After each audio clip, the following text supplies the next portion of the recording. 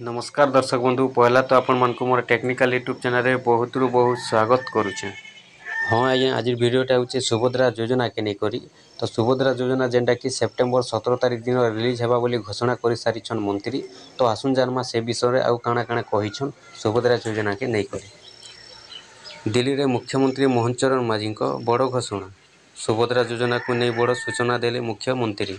September 17 रे राज्य में शुभारंभ हेब सुभद्रा योजना। प्रधानमंत्री नरेंद्र मोदी का जन्मदिन अवसर में सुभद्रा टंका रिलीज हेब। प्रधानमंत्री नरेंद्र मोदी ओडिशा आसी सुभद्रा योजना लॉन्च करेंगे बोली कहिसंती मुख्यमंत्री मोहन चरण मांझी।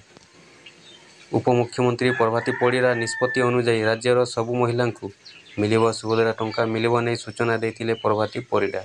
से कही जे सुभद्रा योजना रे कैबिनेट मोहर बाजिबा परे एही योजना ड्राफ्टिंग स्टेज रे अछि। आसंता 100 दिन मध्य निश्चित भाव में लॉन्च हेबा बोली सूचना देते प्रभाती परिड़ा। से आहुरी कही जे महिला और शिशु विभाग संपूर्ण भाव एही स्कीम को महिला मानक पाखरे पहुँचेबा पई प्रस्तुत रही। एही सुभद्रा योजना आउ जो बजेट रे आवश्यकता रही से नहीं केंद्र सरकार को अवगत करा जायछि बोली प्रभाती परिड़ा गणमाध्यम को सूचना देथिले। सेहीपरि सुभद्रा योजना को नहीं प्रतिक्रिया रखिथिले आईन मंत्री पृथ्वीराज हरिचंदन।